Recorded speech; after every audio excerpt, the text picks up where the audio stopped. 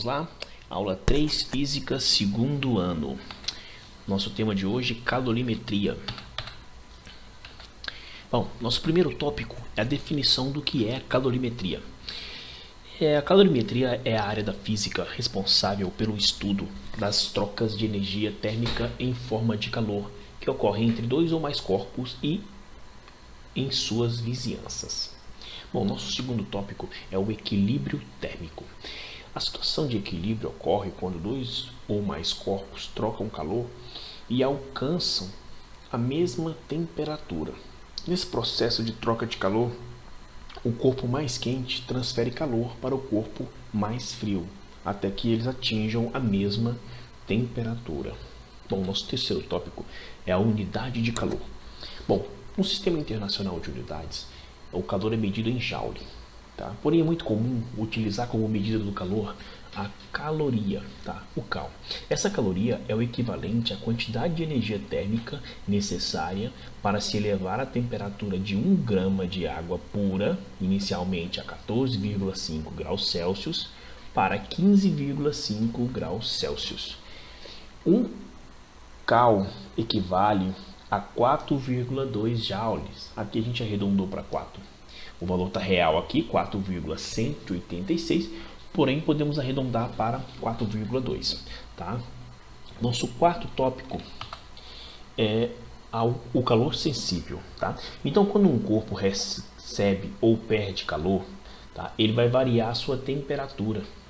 E quando isso ocorrer sem que haja mudança no seu estado físico, nós teremos aqui o calor sensível. Tá? Podemos calcular o calor sensível por essa equação aqui, ó. Quantidade de calor, tá? Medida em joule ou calorias, igual a massa vezes o calor específico vezes a variação de temperatura. Bom, aqui segue as unidades e o nome, né? Então, o Q é a quantidade de calor, o M é a massa, o C é o calor específico, o ΔT a variação de temperatura.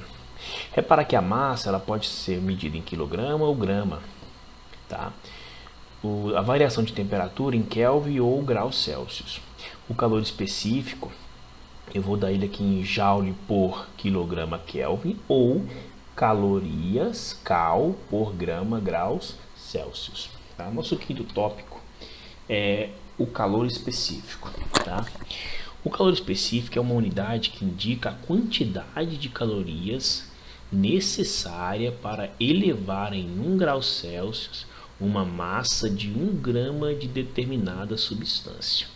Tá? Então, se eu tenho uma substância e para aumentar 1 grama dessa substância, elevar a temperatura dela em 1 grau Celsius, tá?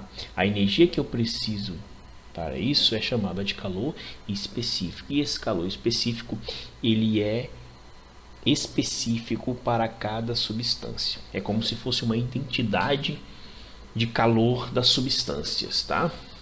Então, o alumínio tem um calor específico, o ferro tem outro calor específico. Então, cada substância tem seu calor específico, tá ok? Bom, e essa referência do calor específico, utilizamos como referência o calor específico da água, tá? Que é igual a 1 caloria por grama graus Celsius. Nosso último tópico aqui é a capacidade térmica, tá? Ela é definida como a quantidade de calor que um corpo deve receber ou ceder para que a sua temperatura varie em 1 grau Celsius ou 1 Kelvin. Então, basicamente, aqui a capacidade térmica analisa a energia que um corpo precisa para aumentar a temperatura em 1 grau Celsius ou 1 Kelvin, ou para diminuir essa temperatura em 1 grau Celsius ou Kelvin, tá ok?